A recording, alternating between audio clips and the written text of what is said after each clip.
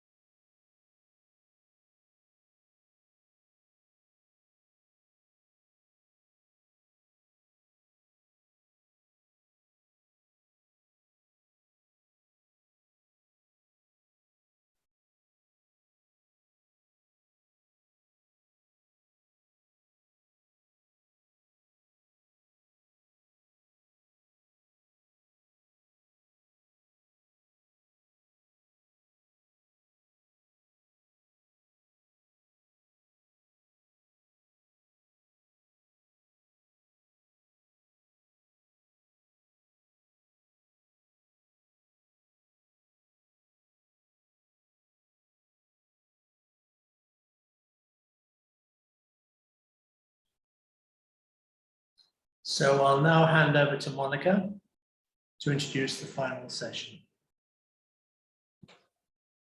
Thank you, James, and a very warm welcome to everyone in the 6th day of our workshop, the last day of the workshop today.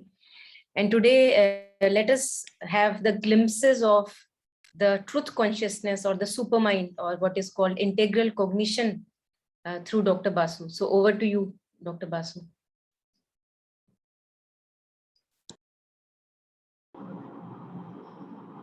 So thank you, Monica. Thank you, James. And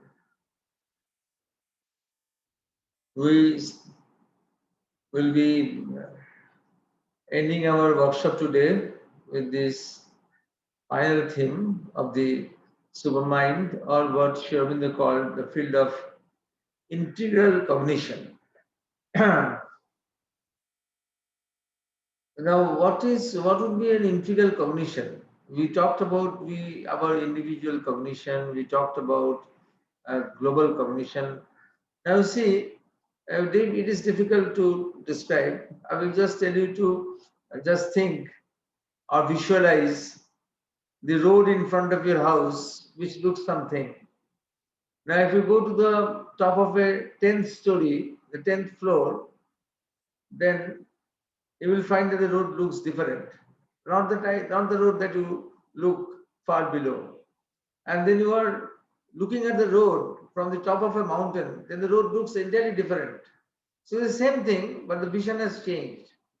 And now, if from a helicopter or from an aeroplane, you are viewing the road, the same road, then again, the perspective is totally different.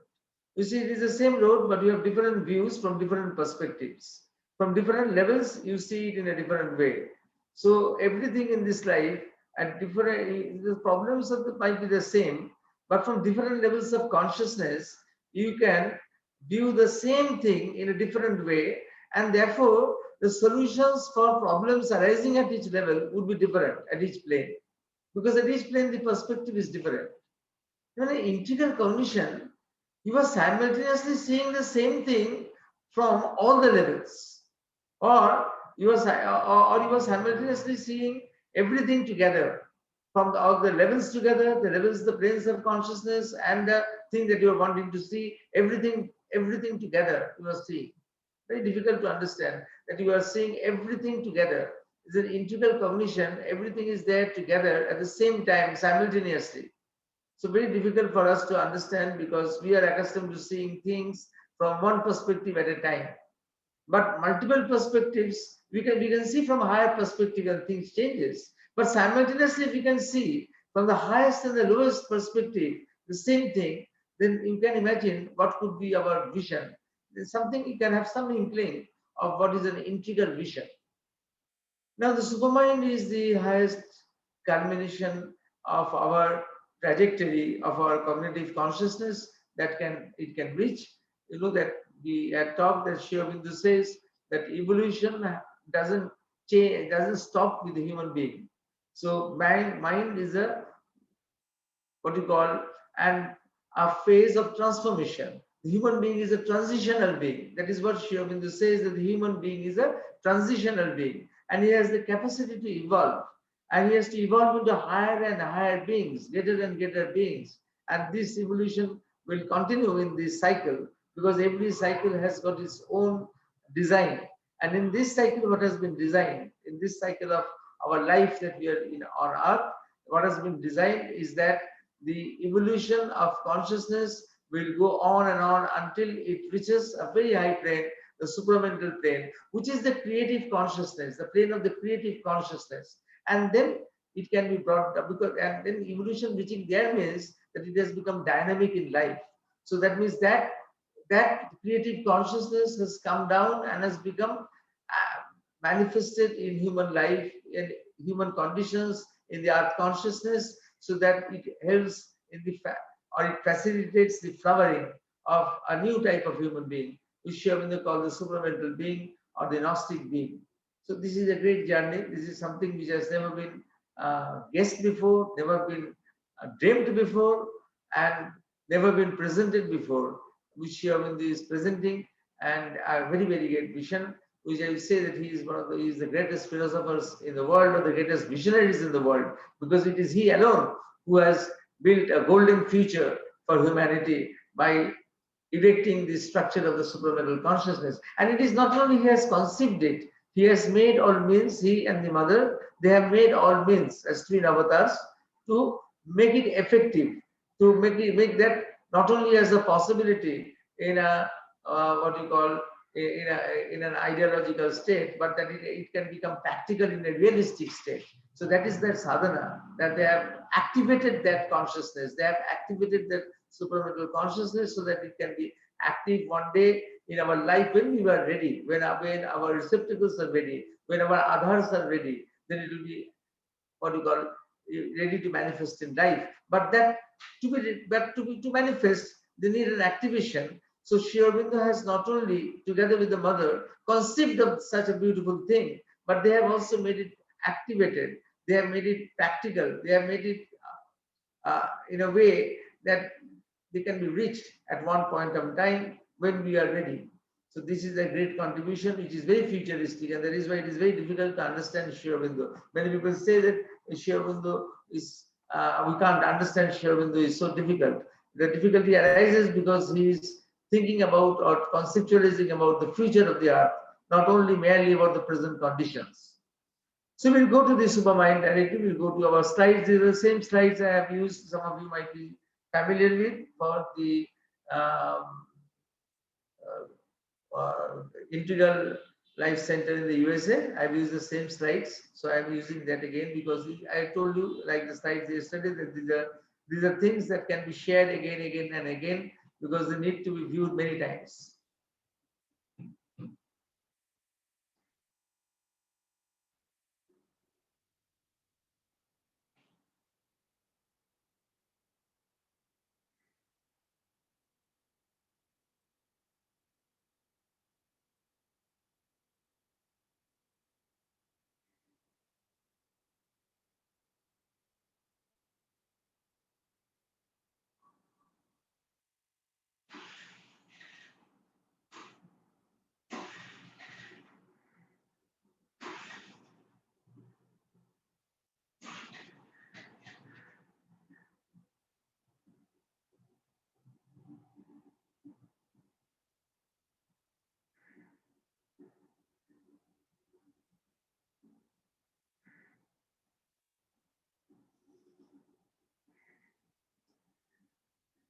So this is something that I started on the first day, hinting about this thing, that the concept of the supermind is not only something he is bringing down in the trajectory of evolution, it is also solving a great metaphysical dilemma. And that metaphysical dilemma has been there for thousands of years, And because in Indian tradition, Indian spiritual tradition, we have always been told that the one has become the many. That in the beginning there was nothing except the one, or the nothing itself was the one, or the one is nothingness, or the one is the only thing that is present. The one is absolute. It is just the one. And at a certain point of time, the one decides to become the many. Now again, this also is a misnomer. This also is a misnomer that at one point of time there was a big gong and suddenly one became the many, like that what scientists believe. It might not be like that. It might be that the one is always present and the many also are always present. One is always present and the many are also always present, because the relationship between one and many is not a relationship in time. It is not a relationship in time. It is a relationship in consciousness. It is a relationship in consciousness. But it might be that one and the many are always there. If the many was not there, one would have remained. And the many manifests out of the one. Many manifests out of the one, and they're always there. You can be either on this side or you can be on the other side. But the many manifests out of the one. So if the many was not there, the many had been dissolved, something remained, and that was the one. Now, how did this one become the many? How did this one become the many? This was a great puzzle. And even I told you that the first day that Sri Aurobindo answers this question. And before that, Swami Vivekananda has number of times, he has told this, which is there in his collected works, that how one became many is a puzzle. And people describe it by the word Maya, by illusion. Maya is illusion. One has become many. That is what Swamiji said. But then he emphasized, Swami Vivekananda emphasized that the word Maya is a descriptive term.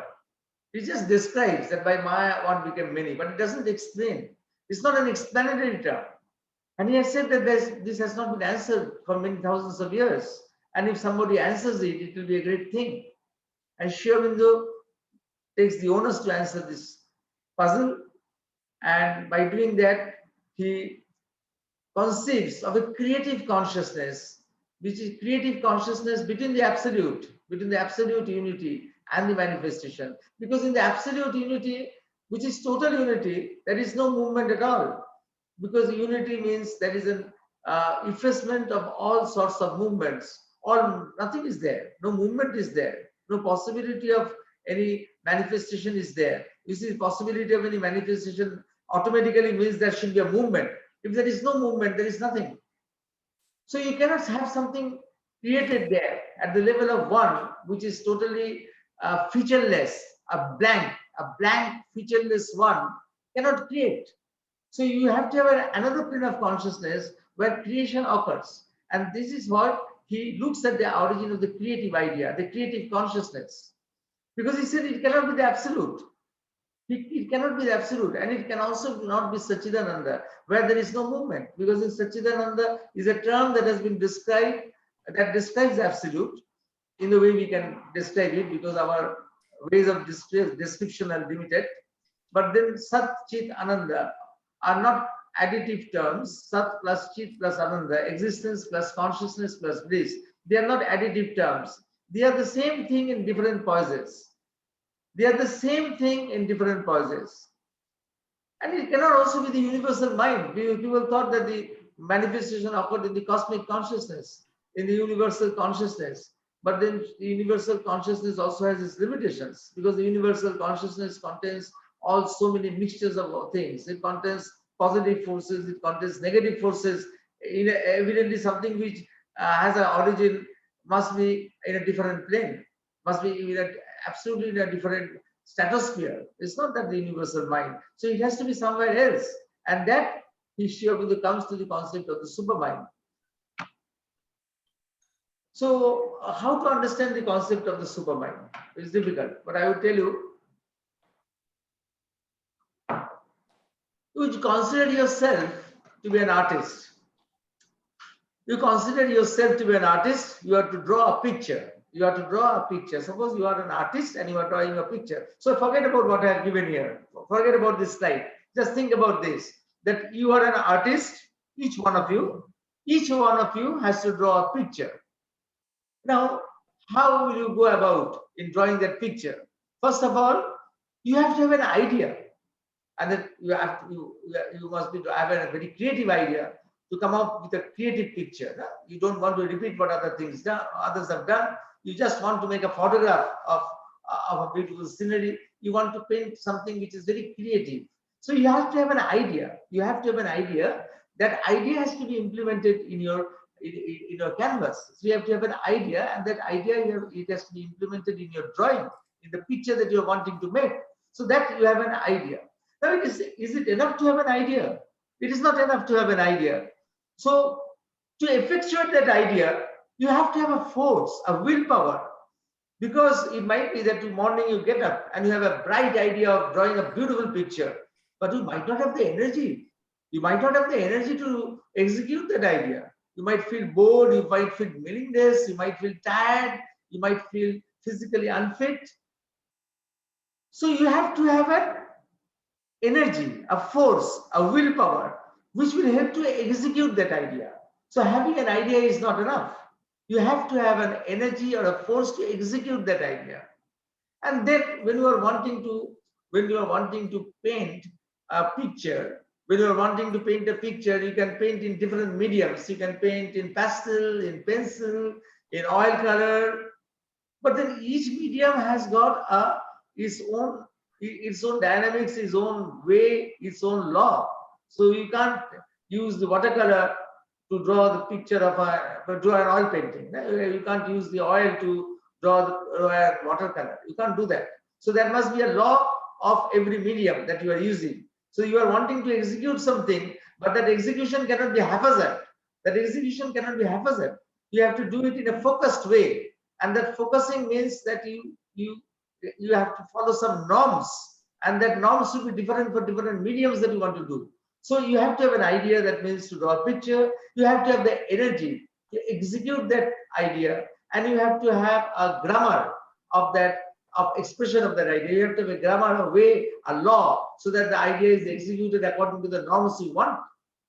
And then you want to have a field, you want to have a canvas, or you want to have a big wall where you are going to paint. So you want to have a field or a matrix where you are going to execute it. So it has to be executed in a background. So you want to have something which is going to hold the picture, something which will hold the picture, something which will be upholding it. That picture will be remaining for some time. It will be remaining there. People will see it. People will appreciate it. You yourself will appreciate it. Others will appreciate it. What a beautiful creation that I have made. So the creation has to be sustained. In other words, it has to be sustainable. It has to be sustainable, and sustainable needs a field where it is sustaination, where the phenomenon of sustainability will be executed. You need to have that field.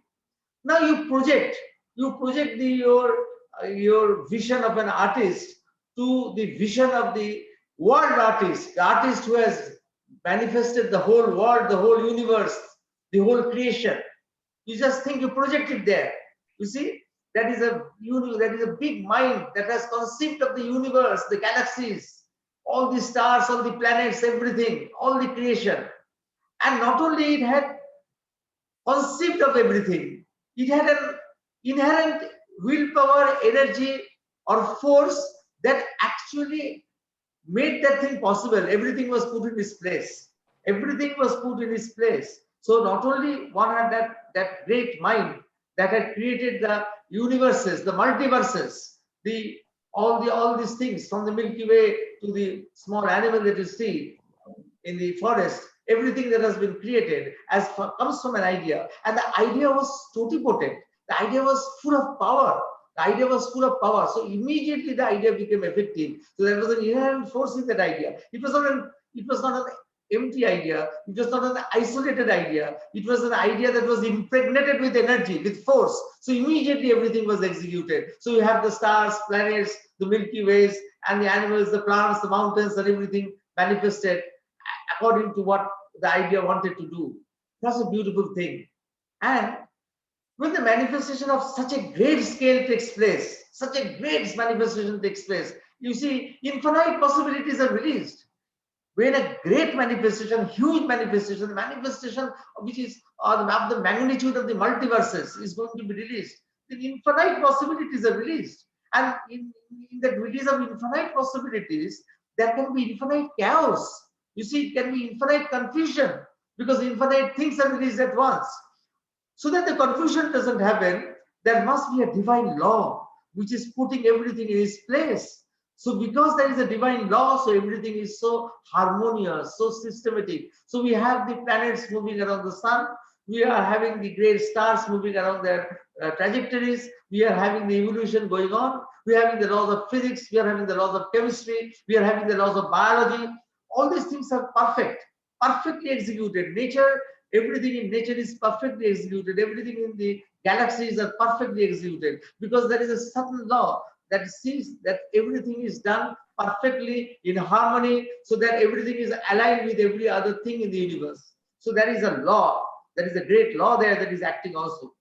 And there is a field or matrix where the manifestation has to take place. And for our terms, in our consciousness, you can understand the field or matrix by our concept of space and time, by successions in time and divisibilities in space. Now, this is very important. Successions in time, because time moves forward.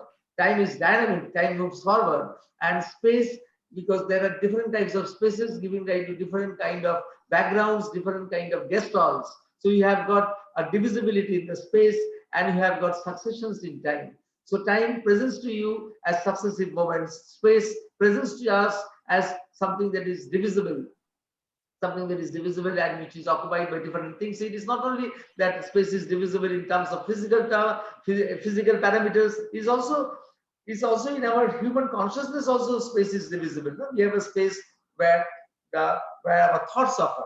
We have a space where our emotions occur. And then Sri Aurobindo described Chidakash. There is a space which contains our souls or which holds our soul. So inside a human being also, there are so many different spaces where Sri Aurobindo told someone, if you are angry, your anger also occupies a space. If you are angry and you are vibrating with anger, pulsating with anger, trembling with anger, then the anger is also occupying a space. So you see, spaces are divisible because there are different ways of understanding space, where the space itself is present in so many denominants in a single individual being. And then if you consider the whole multiverses, the space is present in so many denominants. So you see, these are the characteristics of the supermind. Will have then these characteristics. The supermind will have a creative idea. And that creative idea, you see, the idea that is there in the supermind produces creative ideas. And that idea is different from our ideas. It is an idea which is impregnated with an executive force. So each idea has got a force which will execute it immediately. So each idea is there with an automatic will. It's not that you impose a will to make that idea effective. You harness your will and tag it with an idea to make it effective, as we do in our normal human beings. Because in us, the knowledge and will have become separated. So in us, the knowledge and will are separated. That's the problem. That's the reason of our problems in the world. If you ask me what is the main reason of the problems in the world, I will tell that in Sri Aurobindo's viewpoint, the main reason is that in our human being, consciousness and force, which have become knowledge and willpower, what is consciousness and force in a human being minds, it is represented as knowledge and willpower. They have become separated. And because they have become separated, I might have great knowledge, but I might not have the power to execute it. Or I might be greatly powerful, but I might not be backed by adequate knowledge. And it is our sadhana to bring them together. Of course, they will be brought together finally in their completest union that can only occur in the supermind. That can only occur in the supermind. But at our level, we have to go on striving. And you see that this is the human dilemma, because in us, this has been separated. Whereas up above in Satchidananda, they are same, and down below in the electron, there is also an affinity between knowledge and action, because the electrons know that they have to rotate. The electrons know that they have to rotate. And if they stop rotating, if the electrons stop rotating, what would happen? The whole universe would have collapsed. So in between the electrons and between the superconscious, in the human mind, everything has become separated, knowledge and will have been separated. But in the supermind, the idea and the energy are covered with each other. So that's why in human evolution, we reach the supramental consciousness. If we can reach the supramental, if we can bring down in evolution the supramental, then what will happen? What will happen is this, that the knowledge will become automatically effective. Knowledge will become automatically effective. and the will become automatically luminous. You see, once we reach the supramental consciousness, or once it is activated in the art, or once our evolution brings us to the supramental, then what will happen is that the knowledge will become immediately, the knowledge will become effective. You don't have to wait that when the knowledge will be effective, and immediately the will become luminous. So this is the beautiful thing that can happen. And then what is this law? What is this law that places the idea force in alignment with the rest of the manifestation? So each idea force that is what you call emanated from the supermind releases an idea force, and each idea force doesn't get lost in chaos, doesn't get lost in an anarchy, doesn't get lost in the infinite expressions of everything, in infinity. So it is going to be executed properly in its proper position. And that law, which is such a positive thing, is not an illusion. You cannot call it an illusion. Sri Aurobindo called it the divine Maya, the divine Maya. I always emphasize this point because when I was very young, I remember when I was very young and just passed out or just graduated, and I used to go and whenever I used to go and give a deliberation on Sri Aurobindo, then people outside the Sri Aurobindo circles would immediately come come running to me and say, "Oh, Sri Aurobindo, he knew everything, but he didn't know Maya." I used to get surprised. What did they say? Sri Aurobindo doesn't understand Maya. What nonsense they are saying? Sri Aurobindo doesn't understand Maya. But Sri Aurobindo didn't consider Maya to be an illusion, just an illusion, but it is an illusion in the lower nature. In the higher nature, or in that supramental, and even in the supramental nature, in the supramental consciousness, Maya is not something else. Maya is something that is a law, a divine law. Might be because of that, I don't know. They might not have read the Life Divine. They might have read some what you call offhand descriptions of the lower Maya, which Sri Aurobindo had given, and not. I made it understood that it was not the whole phenomenon of Maya. So always, even long afterwards, I ceased to be a youngster when I was in my middle age. Then also when I had gone to an university to speak on Sri Aurobindo, they had invited me. And there also the philosophy department people said, "Oh, Sri Aurobindo knew everything, but he didn't have much knowledge about Maya." But because that is they had not embarked on that journey to understand Sri Aurobindo in great details. But Sri Aurobindo is more interested in the divine Maya that puts everything in its place, and which you cannot understand from the lower nature. From the lower nature, then you can think that everything is illusory, everything has happened by accident or by magic, but it's not that. That is something which is definitively done, and that is there high above. And then the supramental consciousness manifests space and time. Now I will take that in a short way in the next slide. That is something very interesting. How space and time come out from the supramental consciousness. It itself requires a big elaboration. We'll speak about it in a very concise way, because otherwise it will take our time. But mind you, this is what beautifully Sri Aurobindo has presented, how space and time are created or manifested out of the supramental. Or it is a supramental idea that has created space. It is a supramental idea that has created time.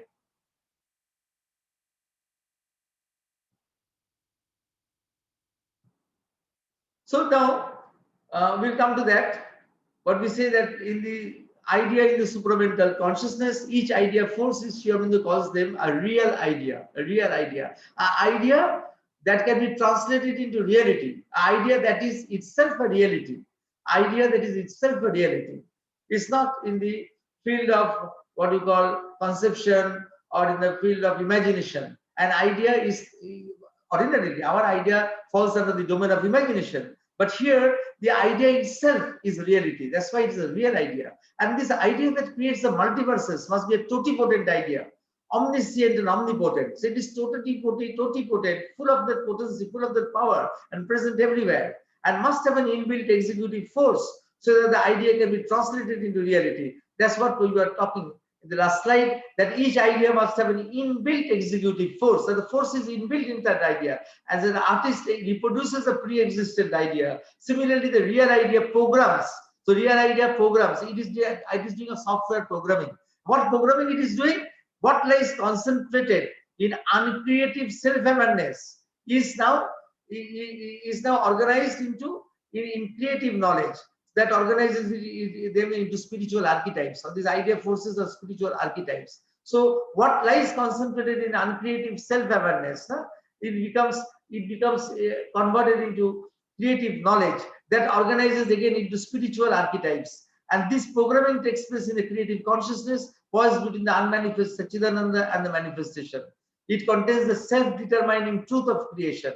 So this programming is taking place in the supermind, which is the creative consciousness, the supreme creative consciousness, and it is poised between the unmanifest and the manifest.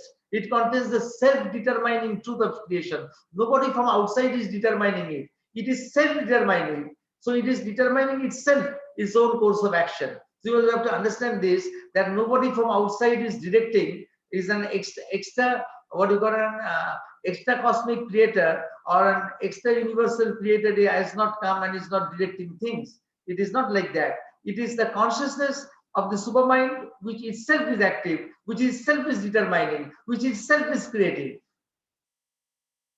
And the divine law of the higher Maya, out of infinite possibilities, consistent patterns have to be made, or else there will be endless chaos.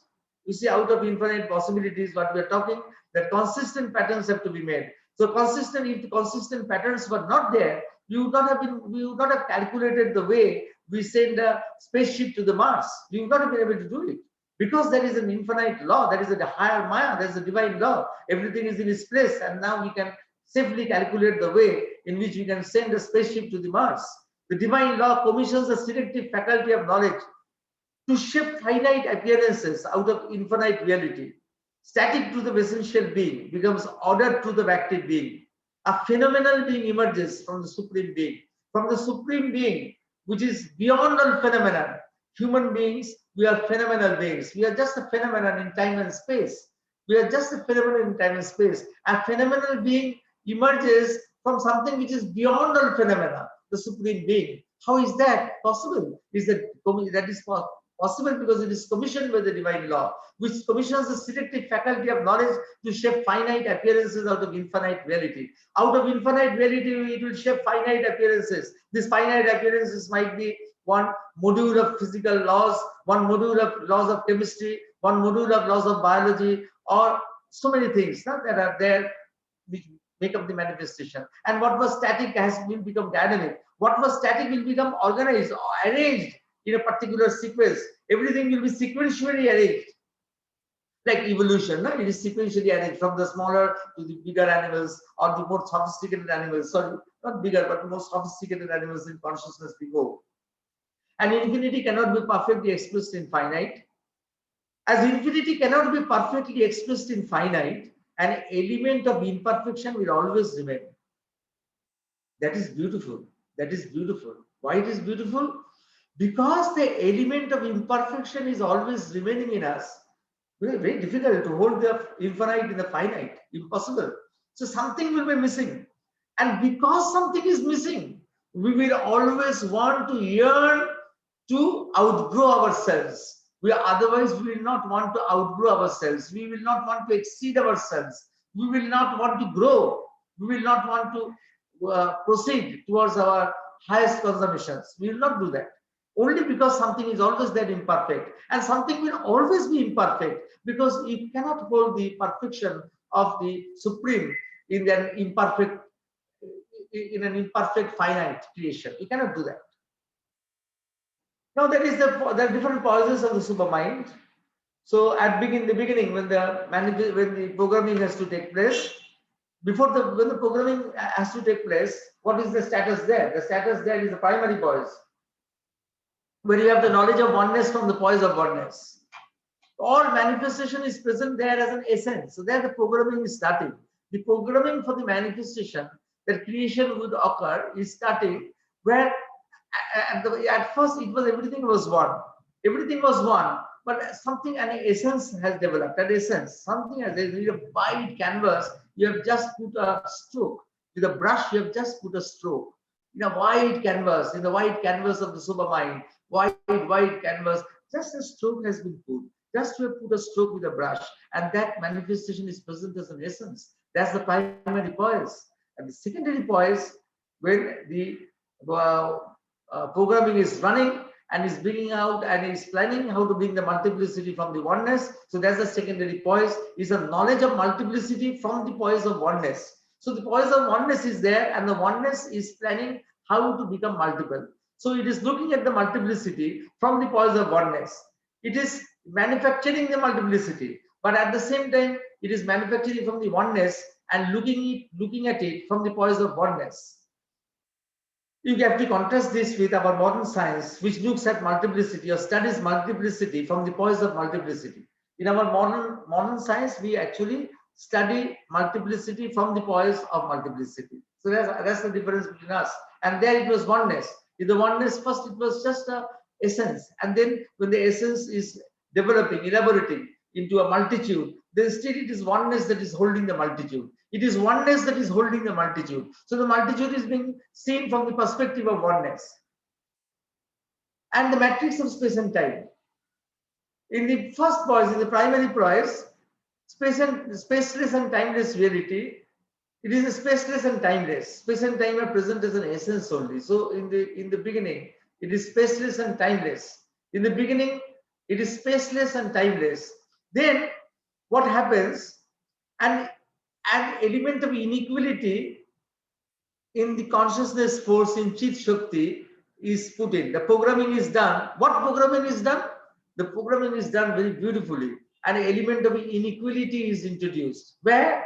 In the field of Chit Shakti, in the field of consciousness, in the field of force, and between consciousness and force. So consciousness and force will become separate. See, consciousness and force, Chit and Shakti, they are together. They are together in the Supermind. And now an inequality and principle of inequality will be there, and they will be divided. So consciousness will be divided into force and from force. And then consciousness and force, they themselves will become divided. An unequal concentration of consciousness gives rise to space. An unequal concentration of consciousness gives rise to space. And a multiple distribution of force gives rise to time. A multiple distribution of force gives rise to time. So first what happened? The element of inequality was introduced. Consciousness became separated from force. And within consciousness, an unequal concentration gave rise to different kind of spaces. And within the force, a multiple distribution gave rise to a progression of time. So space is just an objective extension of consciousness, and time is its subjective extension. Space would be measured by divisibility, time by mobility. Space is measured by divisibility, time by mobility. So time is mobile, and space is divisible. You see that the whole thing has come because just an element of inequality in a programming was introduced, and that went on doing its work. That went on separating consciousness and force. Now, why inequality was introduced? Because unless inequality is there, the manifestation will not be variegated. We would all be uniform things. There will not be variations in us. No? There is a variation between me and an elephant. There is a variation between me and a different species. There is a variation between me and also other human beings. There are variations at different levels. At the biological level, at the psychological level, at the physical level, everywhere there is a variation. And these variations make up the richness, the complexity of manifestation. If this richness and complexity would not be there, if the inequality principle had not intervened. So that's why an inequality principle had to be there. I just trying to say that I told you that my friend Michael always says that Sri Aurobindo is Einstein, Buddha, and Shakespeare together and then exceeds them. You see, Einstein introduced the fourth dimension of time in addition to length, breadth, and height. Their combination he called the space-time continuum. It can be considered as a cylinder over which a spiral is out. That was Einstein. Sri Aurobindo was asked this, and look at Sri Aurobindo's comments that he envisages space and time like Einstein but surpasses them. Sri Aurobindo says it is only a phrase. You cannot clump space and time together. You cannot clump space and time together. They are the fundamental dual dimensions of the Brahman. So time cannot be dedicated to the position of a mere dimension of space. Time is not a mere dimension of space. It is independent. Time and space are equally independent entities or independent phenomena, independent perspectives. So independent paradigms. They cannot be clubbed together. As Sri Aurobindo says, that creation will not, because creation will no longer be static, progression will occur. Because of inequality, error will occur. Because creation will no longer be static, progression will occur. Because creation is no longer static, so we are always progressing. But because there is a principle of inequality, there will always be errors also. So that errors come into our life in different ways. Even you see in a practical way, we equality or inequality we view in completely different terms. So the supermind, what happens? The supermind descends to the overmind. Supermind descends to the overmind, where the spiritual archetypes start to become unique and exclusive, though unity is an immanent Godhead. You see, from the supermind, the creative idea comes to the overmind, where the multiplicity will start being active. You see, the programming has been done, the programming has been done of multiplicity appearing out of unity, but the actual coming out of the multiplicity, actual what you call execution of the multiplicity. So the multiplicity will actually happen, that occurs at a lower level, at the level of the overmind. So the many become gradually more important, though in the overmind the many are aware of an implicit unity. You see, in the overmind, the many begins to become important, the many begins to dominate. In the supermind, it was the unity principle which was dominating. So at one time it gave rise to the multiplicity, but it was still the multiplicity from the cause of unity. In the overmind, things are going to change. The many is going to begin to dominate, and many, you see, the many will gradually afterwards lose their contact with the unity principle. Once it loses the contact with the unity principle below the overmind, then ignorance will occur, and that ignorance is known as avidya. Avidya is the knowledge of multiplicity. Avidya is the knowledge of multiplicity which has lost the knowledge of unity. The knowledge of multiplicity which has lost the knowledge of unity. You see, avidya you have to term in a different way. All our sciences that we do it in a separate way, delinking it from other sciences. All our disciplines, delinking it from other disciplines. When we study, then we are studying avidya, the knowledge of the multiplicity. So it's not that ignorance in our terms, what we use ignorance. It is viewed in a cosmic way. You see, we use the term. I say that this person is ignorant. That is a different thing. That he doesn't is educated. He is not educated or something. You might feel. It might appear like that. But here, when you use the word avidya, it is used in a cosmic sense. It is not used in an individual sense. So it is a knowledge of multiplicity without the knowledge of unity. And because this knowledge of multiplicity was there, we could develop different disciplines in a unique way. If this multiplicity was not there, we would not have developed physics as a unique discipline by itself, chemistry as a unique discipline by itself, or all disciplines that have come, they have been developed to the utmost limit, or they're beyond their limits, or in a what you call in very, very unique ways, only because the multiplicity allowed them to develop, forgetting the unitary base or the unitary root of everything. So if the supermind is between, this is also slide that we showed yesterday, if the supermind is between the unmanifest and the manifest, if the supermind is between the unmanifest and the manifest, the overmind is between the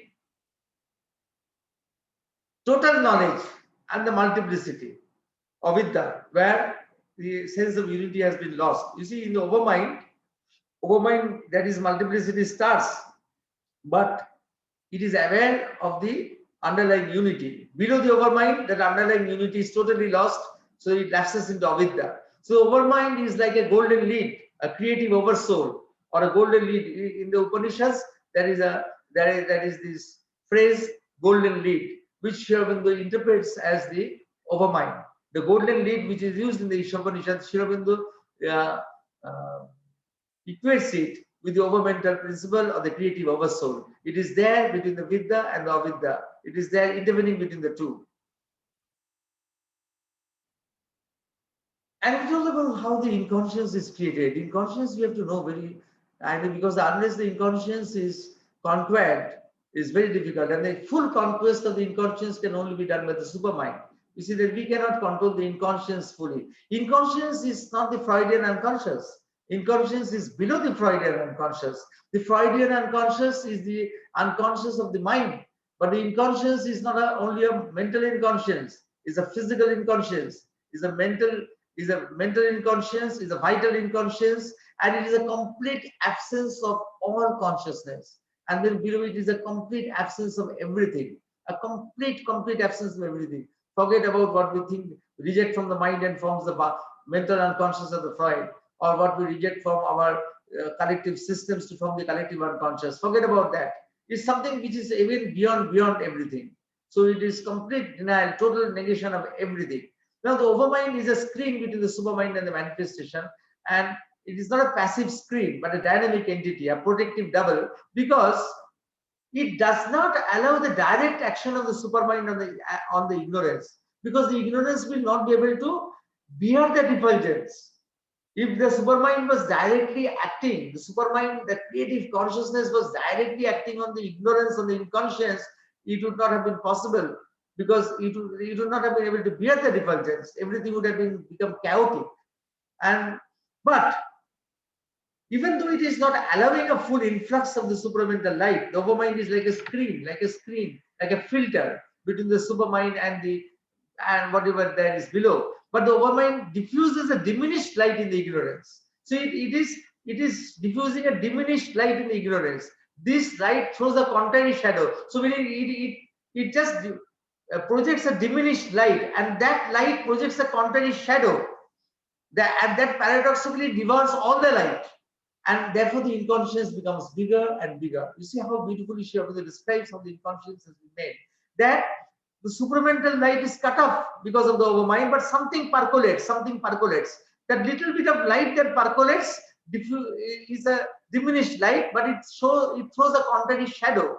It throws a shadow, and that shadow is paradoxically devoured. No?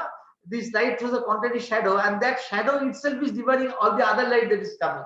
So when the first light is being given, a shadow is being formed, and that shadow is taking up all the other light that is coming, the successive lights that are coming. And this facilitates the creation or the enlargement of the inconscience. The inconscience goes on enlarging and enlarging because of that. So a little bit of light was thrown, and that light gave a shadow, and that shadow was again gobbled up by the that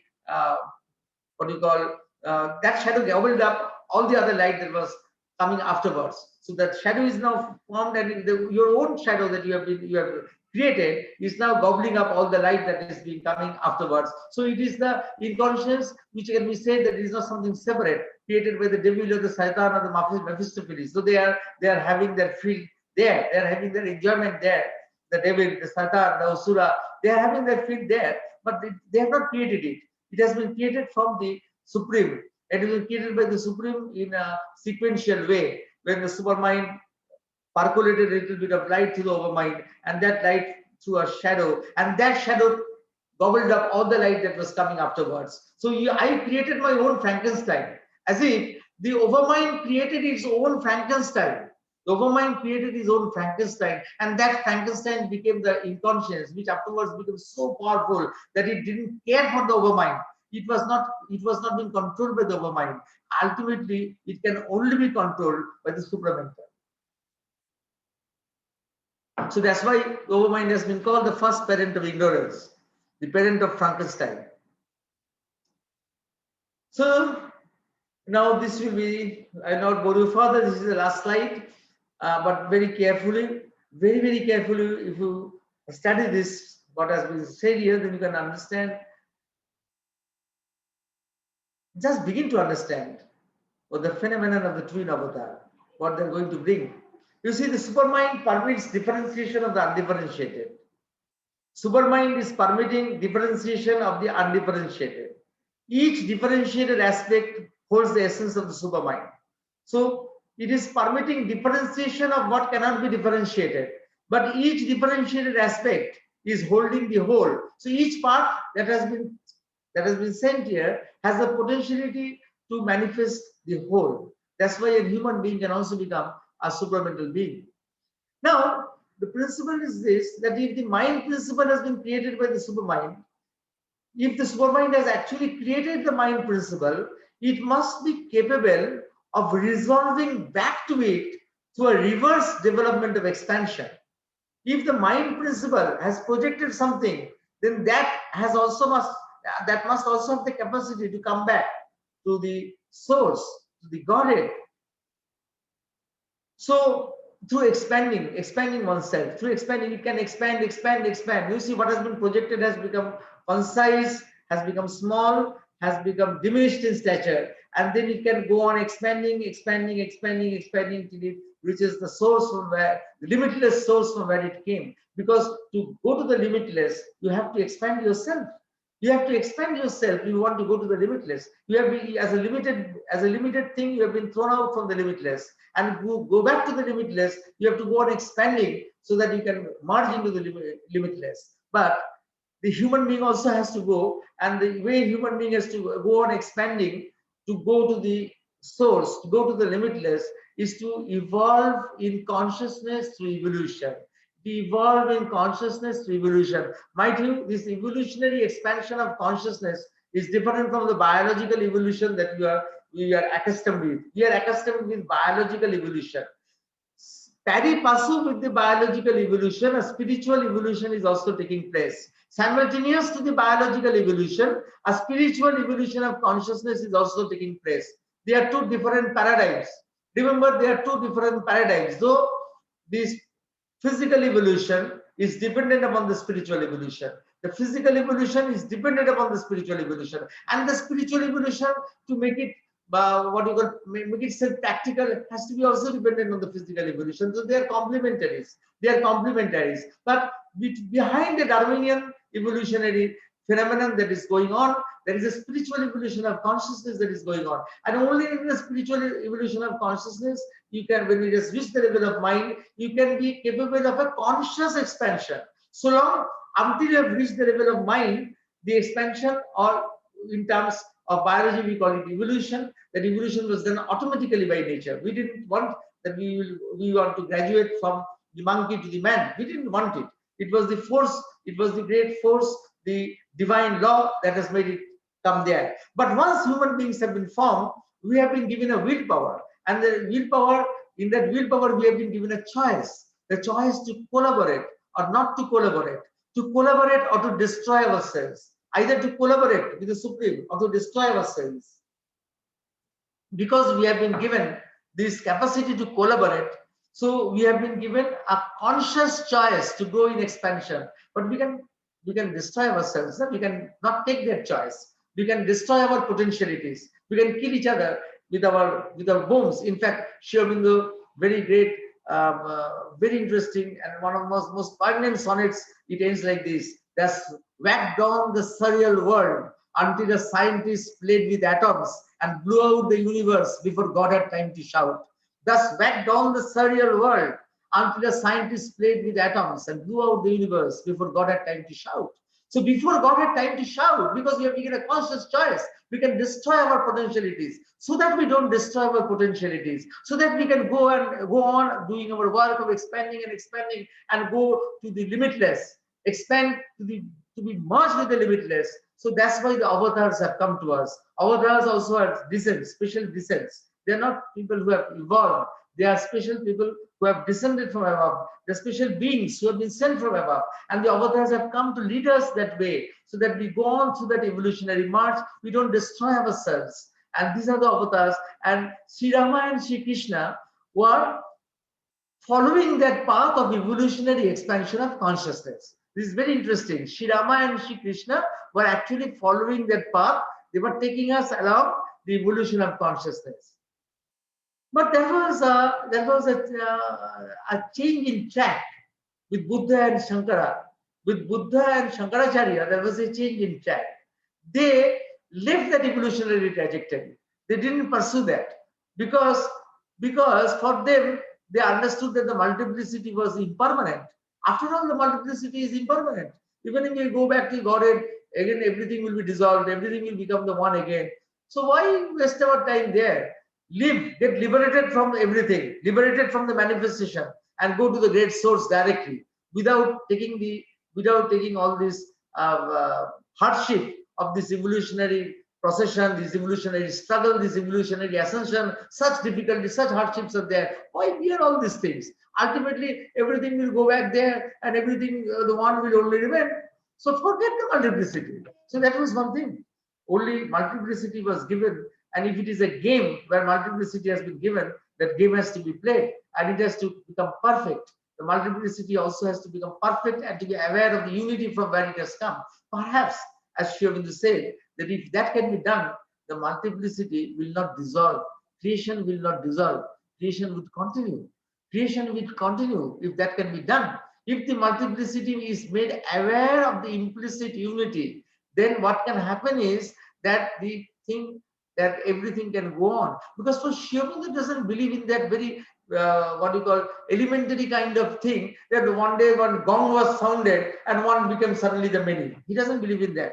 He believes that knowledge or the truth is something which is always present in his whole, and always the unity is there, always the multiplicity is there. If the multiplicity is not there, the unity alone remains. That's why we can say that the unity is more basic than the multiplicity. But always it can be there or on that side. But the multiplicity can dissolve, but without dissolving it can remain. If the multiplicity regains its grammar and regains its correct balance with the unity principle. And that was their contention. That is why they again brought back, which Buddha and Shankaracharya left that path of the evolutionary trajectory, and Sri Aurobindo and the mother came back, and they came back as dual avatars. They came back as dual avatars. We don't know its significance. One day I think our time is up. We'll discuss one day. I think surely the time will come when the importance of the dual avatar, which we still do not know, where the masculine and the feminine principle are equally important, and the femininity, the divine femininity is given its due place. The Shakti is given its due place. It's not only the Chit, but also the Shakti. They're both of them together will create that condition where the multiplicity can actually be vibrant with unity, not uniformity, but with the unity principle. The multiplicity to be vibrant with unity needs the dual avatar, needs the Chit and Shakti. Without that, without the Shakti component, it cannot be. And that is why the dual avatar has come this time. You have to remember, only then we have a chance. Only then we have a chance that the multiplicity can go on existing without dissolving itself, because it can find back its unity, and unity has to be found back not only in terms of consciousness, but in terms of Shakti, and in terms of them together, in terms of Chit Shakti. So this is something we are peeping from a window, as we say. We have very, very great vision, which is there, which has been given by Sri Aurobindo. There are a lot of things that can be said about the Supermind. I just selected some interesting areas which any of you who are interested can pick up that and can go on enriching yourself, enjoying yourself in that great work that has been laid down, the future that has been laid down. And Sri Aurobindo said that he has done a great deal of work, a little bit is remaining, That also in God's Labor, in that famous poem, he has given the first stanza and the last stanza, if you read, that mostly he has done, and the way has been constructed, only a little bit is remaining. And that little bit of work that we have to do, which is nothing, which is great. He says it is a little bit. It is great according to our standards, but according to the divine, what has been done, that is nothing what we have to do, because what has been done is unimaginable, what they have done, and they have done for the creation, they have done for the future. Sri Aurobindo always used to talk about the Vishnu strides, not of the Vishnu strides of the Puranas, but the Vishnu strides where you see that Shiva is destroying and the Brahma is creating, but always Vishnu is preserving, but Vishnu is not given that importance always. It's Shiva who is destroying gets more importance, Brahma who is creating is getting more importance. But then Sri Aurobindo wanted Vishnu also to get the same importance, Vishnu who is preserving, so that unendingly the creation will continue. The creation has to continue unendingly, and that would be Vishnu's great work, Vishnu's great stride, if the creation continues unendingly. That's what Sri Aurobindo is interested, that this creation has to go on unendingly. It should not dissolve. Mother said that every time that there was a proloi, there was a dissolution, which is there in the Indian scriptures. She said that it is correct. Every time there was a dissolution, there was a, every time creation dissolved because something was missing. All creations before, all the cycles before didn't go to their ends, which was planned out. That end was not arrived at. Something was missing. In this creation, if the supramental pursuit is made, then the creative, that missing element will not be there, and then the creation can be unending. So that's the beauty of Mother and Shiva in this works and the Supermind, which far surpasses all types of religious thinkings and all. It surpasses everything. So it is more than high spirituality. It is more than world transcending spirituality. It is a spirituality that encompasses the multiverses, not only our universe, but the multiverses. So I think that our time is up. It's 5:03. If James permits us, then we'll just break for a few minutes before coming back again. Yes, over to you, James. Yes, certainly. Let's have a break. Yeah. Thank you.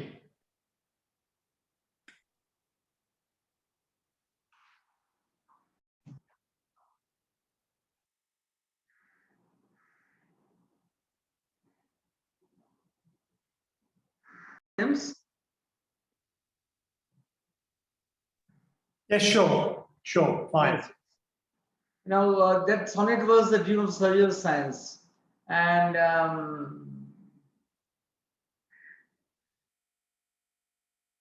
well, about Kali Yuga and Satya Yuga and all different cycles have been described in different ways.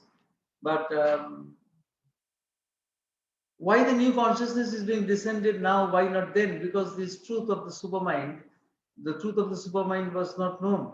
This is the truth that the world had to wait until Sri Aurobindo revealed it. That's what Sri Aurobindo's uniqueness, that he has revealed it. Until Sri Aurobindo revealed it, that the whole truth was not known. So that it takes also ages and ages for the whole thing to be manifested. That the truth was not known, the supramental truth was not known. And the time and space were created will require, actually, we require a separate session if you want to understand the whole thing. But what I wanted to say that the time and space were both created when consciousness and force, Chit Shakti, were separated with the principle of inequality, separated at first Chit and Shakti. Knowledge and will were separated. As for example, our knowledge and willpower are not in consonance with each other, not in harmony with each other. And after consciousness and force was separated, Chit and Shakti was separated, the principle of inequality went on working in the field of consciousness to produce divisions, divisible space, consciousness was divided to produce space. And that Shakti, that multiple distribution of the force, the multiple distribution of force gave rise to what we know as time. Time was created as an extension of consciousness, and also space was created as an extension of consciousness, but time was a subjective extension and the space was an objective extension of consciousness. So there's an extension of consciousness. This is a consciousness that has been extended into different paradigms, and this just for the moment remember this. Afterwards we think that we can have separate sessions on that to understand it fully. But time, which we measure by divisible, by what you call mobility, and space, which we measure by divisibility, came out from the supramental consciousness when the principle of equality was introduced in consciousness. Then the spaces were produced, divisible spaces were produced, and when it was introduced into the time factor, into what you call the force or the Shakti as multiple distribution of forces. As space got divided, force got distributed. So space got divided and the force got distributed. When a divisibility gave rise to space, and the multiplication or the what you call the way that was multiple distribution of the forces that gave rise to time. Now, if the space and time that what Sri Aurobindo is saying are dual dimensions of the Brahman. Now, difficulty for us it is understanding it, because we are always presented with Einstein's theory of space-time continuum as if they are clubbed together. But Sri Aurobindo doesn't club them together. They considers them separate. So that's why we find it difficult to understand. The space and time, we find it difficult to understand from Sri Aurobindo's perspective because we are always fed with the space-time continuum theory of Einstein from our childhood. But then you have to we have to realize that there are two different dual dimensions of the Brahman which are equally important. Now we see that divisible space. Inside yourself, just you consider how many spaces are there, then you can understand that how space is divisible. You see, it's not only space is divisible because the moon has one kind of space and the earth has one kind of space and the Mars has another kind of space. Not only because of that, you see, within ourselves we have so many spaces. We have a space which holds our thoughts, which have a space which holds our emotions, and there is a space even that surpasses us. Like that, Sri Aurobindo said that you have anger and you tremble with anger, and that anger itself, that vibration of anger is creating a space. Around you, a space has been created. So much a vibration of that space is so seeming and what you call pulsating with anger that nobody is being able to come close to you. They might get hit because you can give them a punch. So there you see, and then he talks about deep inside in the fourth dimension. In the fourth dimension, we have a soul space, a space that hosts the soul, or the what in ancient terms in India it was known as the Chidakash. So you can understand the space is so divisible. And time being non-linear, what I say that we consider time as present, past, future, but these things are actually misnomers. Every moment contains the past, and every moment contains the future as a potentiality, and the past as something that has led to that present moment. So now you can say that can we not have a moment that is free from the past, free from the future, a fluid moment? But it is difficult. You can say that we can have a moment that is free from the unconscious. Unconscious, the past is the unconscious, and our future possibilities also we build from our experiences we have in the unconscious. It's not the future that the divine has for us. You see, the divine has a future for us that is different. When we think about the future, we construct it according to our unconscious knowledge that is stored in our unconscious. From there we store other orders, we get intuitions, we get glimpses from above. Otherwise, we are unconscious brains. Now, to have to live a moment which is totally free from the unconscious, a fluid moment, a totally free moment, then you have to go deep inside your inner being, deep inside your inner being, perhaps your inmost being, your soul space. There you can have a moment, or high above, in a very high overhead consciousness. There you can have a moment which is not connected with the unconscious, which is not. If you go to the psychic, there you can enjoy a moment which is not connected with the unconscious. You can still live a moment. You can try to do that, but otherwise, in our ordinary life, all moments are linked with the unconscious. But then that's what I was telling. The time, actually, our conception of time is different. If your conception of time changes, then you can understand there can be a vision where the past, present, and future, so-called past, present, and future, can be actually present together. That's the Trikal Drishti that has been given to us in our scriptures. We have been always told about Trikal Drishti. That is the Trikal Drishti.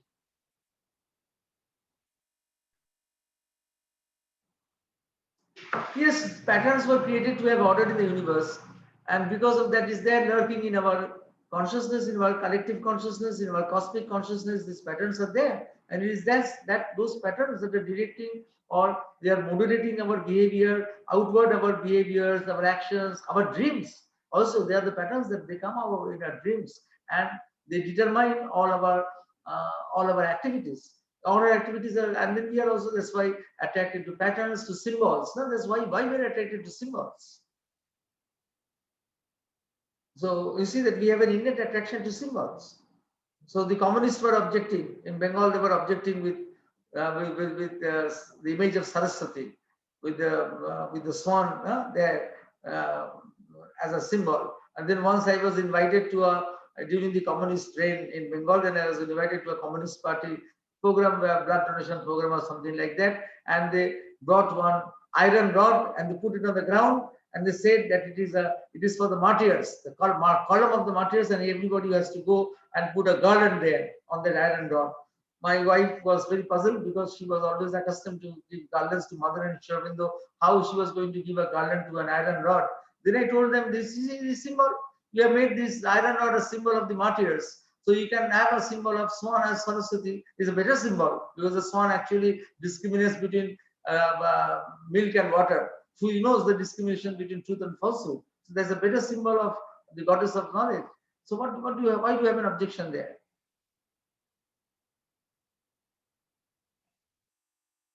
Yes, yes, of course, Monica, what you are saying is right. That this our main concern is that we have separated the we have not separated. Knowledge and will have been separated in our psyche. It has been it is our task now to build upon it, and our task is to go on building it, and that bringing them together will not be totally complete, it will not be perfectly perfect until we reach the supermind. But short of that, we have to go on doing it. Unless we do it, then life becomes meaningless, because you have an important will, or you have or an important knowledge. You have something which is always incomplete. In practical life also, you see, when somebody asks me about any political leader, their analysis of any political leader, I always say that if you want from Sri Aurobindo's perspective, then you have to see it from knowledge and will. That knowledge and will have to be brought together.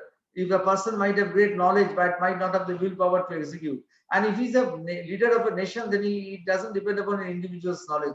You have to collect knowledge also from people who are knowledgeable, no? Because an individual cannot have knowledge.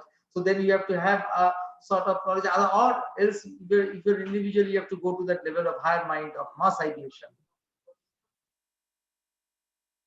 So that is something which is a great dilemma. You see, it's not the I told them that it's not a fault.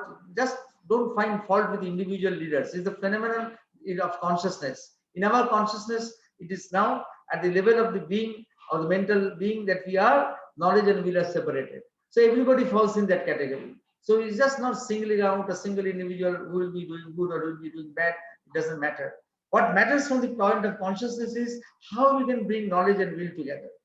In our personal lives, we have to go on doing it. And in our collective life, when we have to give in charge of doing something for our community, for the country, then we have to collect this knowledge and see a group action which we are bringing, trying to bring knowledge and will at the individual level, that we have to also try to bring at the collective level for the nation. So at different levels, different causes of this bringing together knowledge and will have to be executed. That is the whole of sadhana. The knowledge and will have to be brought together. That's why Chit and Shakti, that's the reason Sri Aurobindo modified Satchitananda as short Chit Shakti Ananda. That Chit and Shakti have to go together. And that's why we have to pursue in our sadhana, we have to pursue both the things together. That is why it is needed. That's why you see, even when Sri Aurobindo is talking about making the mind silent, making the mind silent doesn't only mean he's telling that make the mind free from thoughts. He's also telling to make your personal will an universalized will. So together with it, that silence will become effective. The silence will not be effective in Sri Aurobindo's terms or in terms of integrality until that silence, just stopping to think all your habitual thoughts, is also clubbed with your linking of your personal will with the universal will. So both things have to go together. Everybody has to carve out his own way. So in Sri Aurobindo's integral yoga, everybody has to find his own yoga. So everybody has to find their own way how to do it. How you knew it will be in some way, some other person will be a different way. So everybody will have to discover one's own unique way of linking the will and the consciousness, because linking the will and the consciousness, because in some people the knowledge will be more and the willpower will be less, and some people the willpower will be more and the knowledge will be less. So there will be in different degrees. So you have to work on in unique ways. Unconscious, what we call the unconscious, sinks into the inconscious. Just below the mind is the unconscious, and below the unconscious is the inconscious. Oh, it's a very different concept. One day I would like to present to you the inconscious. Then you will find such a beautiful, what a grand concept of the inconscious. Today we had an inkling when, as the overmind, and like a Frankenstein, it created the inconscious that you saw. That was such, and then you could see the inconscience in Shyamin's terms, in mother's terms, the inconscience is so beautiful. But I will not go into it because you will get distracted, because it is something very adventurous, extremely adventurous, like a fairy tale. The story of the inconscious, if it is told from the mother and Shyamin's perspective, is just like a fairy tale. Time is dynamic, time is movement. Nothing is constant. Yes, because time is mobility. Time is measured by mobility. So when something is mobile, it can be seem to be fast, it can seem to be slow, it can seem to be standing still. It can be like when you play the game of statues, so that time can like it appear like that. So movement will always be like that. There are different rhythms of movement, but time is not constant. Time is dynamic. So time is measured always in mobility, in terms of mobility. Nothing is constant. Nothing is constant in this world in that sense. What is constant is the base, background of that silence and peace and the oneness. The constant is that oneness that is there supporting the multiplicity. There you find what you say that is constant, it is there, you will find it. The constancy you will only find there in the oneness which is supporting all the multiplicity of the variation. That only find that something is constant. Otherwise, everything is dynamic.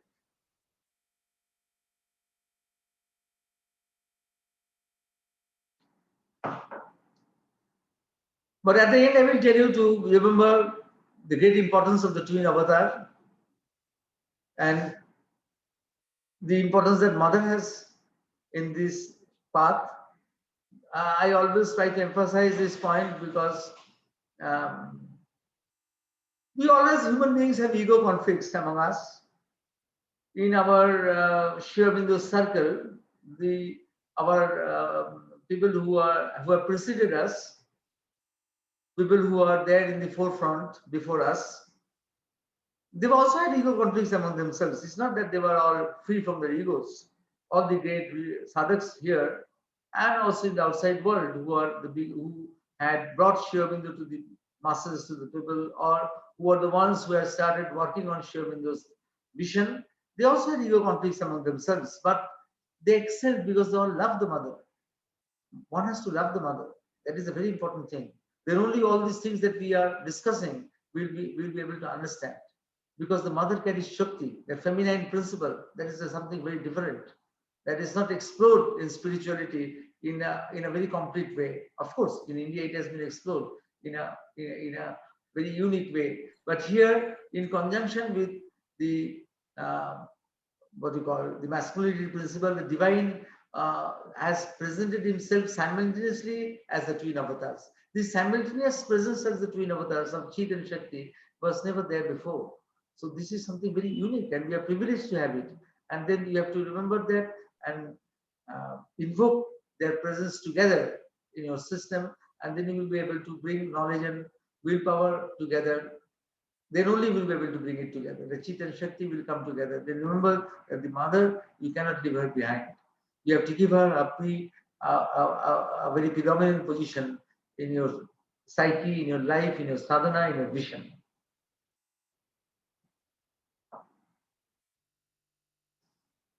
So anybody could add something?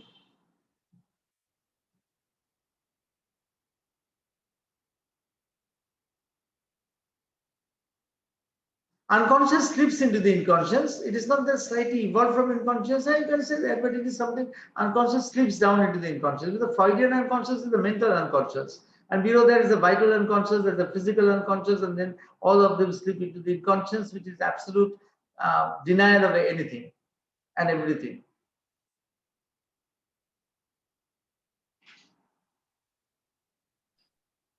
And unless we link the personal will to the universal will, what we have, many people in India, we concentrate between the eyebrows, and that is increasing our own willpower. That is good. But in the integral perspective, that has limited value. That has very limited value. Increasing your willpower, you have increased your willpower as an individual. What is that? What is the big thing? But If you have made yourself a channel of the universality, you have made yourself one channel of the universality, then that you are working for the whole. You are working for the universal consciousness. Only you have made yourself a channel of the divine power. And then that's why you have to have what Sri Aurobindo calls an universalized will.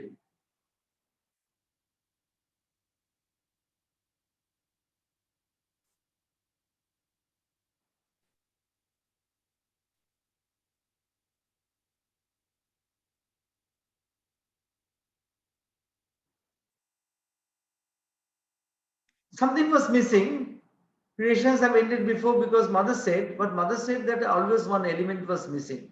Always one element was missing. But I'll tell you, I will just take 2 minutes, James, just to tell, just to add to.